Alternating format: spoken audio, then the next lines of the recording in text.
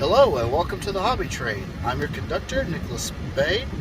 So we're going to get the shilling out of the way first.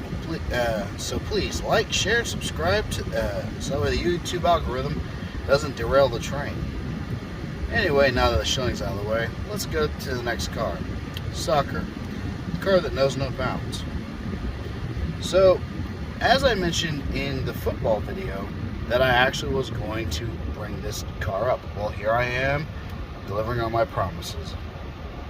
Soccer, aka European football, to those of us who are stateside, although we do understand that we're the minority and we don't, and that everywhere else calls it football, it's actually a very huge sport. In fact, really, in many different ways. It's been on the stage for civil rights or human rights as well. It's a sport that really every single country except for America here in the West has basically made it as kind of their main huge sport. Now, I want to get kind of into the history of it, and keep in mind that I know from each country it's going to have a different history and a different timeline. So this is kind of based off of like a European and a little bit of a Spanish or South American background. So please don't get too offended if I didn't mention your country, state of origin, or how you guys came up about it. It kind of is what it is. So, pretty much, from what I've understood from history, is that basically, in some way, shape, form, or fashion, two tribes, kingdoms, city-states would go to war. Okay? And one would obviously defeat the other. This is going to get a little graphic. And when one would defeat the other, a lot of times the heads of, let's say, a main general or commanding officer, something to that effect, they would typically be separated from their bodies, decapitation.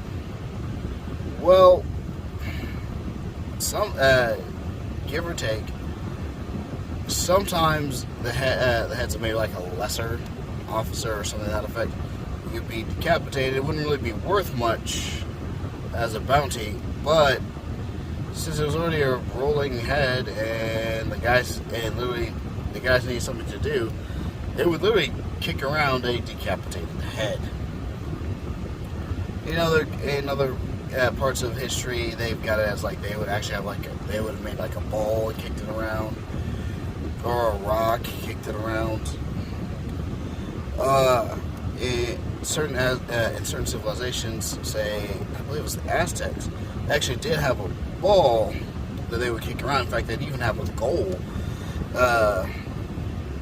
that they had to get the ball through in order to score a point. So, but as civilization has went on, we stopped using decapitated heads and started using, actual balls. So that's kind of the history of it. Granted, it varies. Now we're gonna get all the way out of the history part of it, and we're gonna get into the rules of it. What are the rules of soccer? Well, it's very simple. Get the ball, and get it into your opponent's goal while keeping it out of your own. Sounds simple, but it's not really that simple. Soccer is kind of a very low-scoring game due to how well people defend and play. But now, we're going to get into, you playing soccer. So, can you play on soccer co-ed teams? Can females play soccer? Yes, they can. Is it really a great idea that they play? No, because sometimes soccer can get pretty physical. Like they have bicycle kicks, running into each other. They don't really tackle each other, but they do. They will kind of hit each other in this sport. So, do you really want to be playing with a female that you gotta, might have to worry about an allegation with that? No. But also on the same token, usually females who play that type of sport, they know what they're getting into, and they usually play and very much accept the responsibilities that come with the sport. Like, hey, if I get hit, I'm playing on a male team and I get hit, that's, that it is what it is. So, just say. Also keep in mind that, if you get called a soccer hooligan, yeah, it is what it is. Which, in some cases, is an insult, some cases is not. Another thing as well is that, a lot of times soccer can be separated by gender. And in fact, I know at least in the main stage, it is separated by gender. Where it can be played? Well, this is this is also how it tied into the football video, because it can be played anywhere there's flat, relatively even broken ground. This is also why a lot of high school football stadiums, at least the practice ones, they'll actually have, they'll have it marked out for football, but they have also got it marked out for soccer as well. The reason being is because soccer is still a large sport, and people still do play it very religiously. And this is also kind of why, whenever it comes to soccer fields, basketball field courts, and American football courts, they're always kind of in contestation with each other, because they all three of those, in some way, shape, or form, require the exact same field, granted with their own goal, with their own equipment to be put up into it. So that's kind of why they're always with each other. Sometimes they're interchangeable, but usually time not. So, what about gear? Yeah, alright, this is the really hard part with soccer gear. Really, if you're just wanting to play base play, I mean, you're really talking about a good pair of cleats, which can cost about $200, and then $20 for shin guards, and maybe $15 to $20 for socks to hide the shin guards. That's pretty much it. I mean, you don't need a whole lot to play soccer. That's one of the beauties about the sport. Physicality, it is physically demanding. You are going to have to run a lot. There's a lot of running involved. It's not a very just static sport. You gotta run, and you're going to need very, very, very quick reflexes. Another thing too is also, if you play soccer, especially if you're the goalie, be prepared to take the ball to the face, chest, crotch, legs, and those balls are coming at you pretty hard. Bad joke, I know, but it is the truth of it. So now we're going to get to kind of the heart part of it. And that is, how lucrative is this sport? Well, and this is also not also how lucrative it is, but also how much of an impact this sport has had really on the world. I think that really needs to be stated. So, I know that professionally, you're competing with billions of people for a spot on a team. And I mean billions of people. Why? Because there's let's 7 point some odd billion, 8 point some odd billion people on the planet. And granted, yes, you cut out cut out North America. There's still got 7 billion people to compete with. Okay, a lot of people play soccer, so you got to be good to get on a team. It's not, Now, granted, there are some places that have multiple teams. I know I'm probably gonna start a fight here, but like Manchester United, what's the other big one? Big soccer club from England. But basically, like England has like more than one soccer team. Some other countries may have more than one soccer club. I mean, that's just how it is. There are semi and pro amateur leagues. If you're really good in the like pro amateur league, you can get paid. This is optimal word here. Can get paid up to $40,000 a year. Keep in mind that you have to be really, really, really good. You can't just be kind of a slouch. But because most everybody else, they're not going to get paid for it. Okay, they're just not.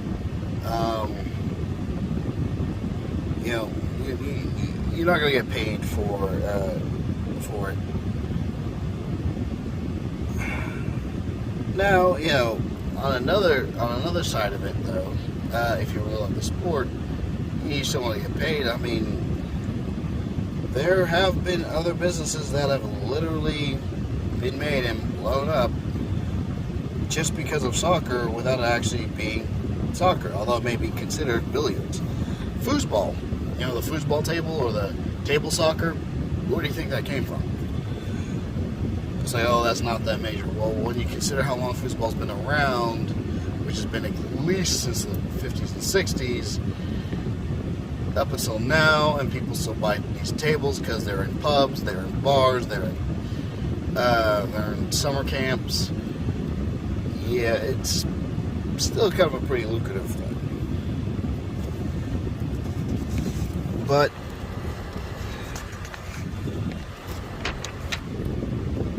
then again, but backing away from the pain, how lucrative it is of it.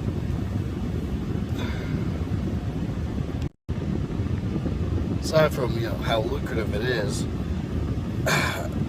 soccer has been very much a large part of just kind of the world stage. I mean, not that long ago, Pele from Brazil, he died, and literally this man was basically really being called soccer, like soccer is what oozed from him, in a sense. He won like 3 world titles, so many, 3 World Cups, so many MVPs. I mean, he was just that great of a player. I mean, there are very few people who ever get known for a sport. And for us here in the States, to put it into context, he was to soccer what Muhammad Ali was to boxing. I mean, he very much was that much of the sport. And I know there's people like David Beckham. Don't get me wrong. As far as I know, fantastic soccer player. But like, even he kind of still, in a sense, I think in some terms, looked up to Pele. In South Africa, back in, I would say, the 80s, maybe 90s. South Africa, if you didn't know at the time, was very heavily segregated. And yet, under, I believe it was Nelson Mandela, he literally put together a World Cup soccer team of mixed players, basically kind of saying, hey, segregation ends here. We're all one country in one state. So it can have that much of an overreaching effect. You know. And again, I mean, for anyone who's just wanting to play soccer, I mean, you could do it in the rain, sunshine, maybe not the cold, but like you can just kick around the ball, and that's really all you need to do. I mean, there's been plenty of TikToks with people who are doing it, TikToks and even videos on people doing amazing tricks with soccer, with the soccer ball. I mean, yes, it's feasible. Yes, it's possible. You're not stuck really doing it. As well as soccer's also a very good way to get in shape because you got to run. Again, it's very much a large, overreaching sport. Also, if you get in some of these teams and you do well, you might be able to travel. Get out and see different places, different areas. But I mean, that's if you do it. Which is going to bring us to our outro. So this is the end of it for the end of this car. I hope you guys enjoy this one. It's definitely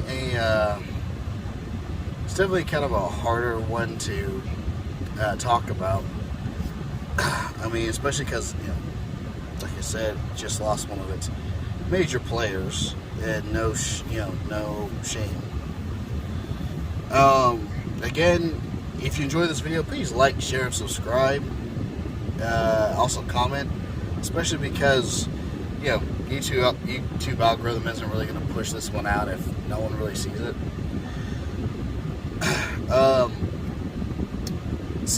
And again, in the next car, we're going to be talking about the roller car. This one's going to be real fun.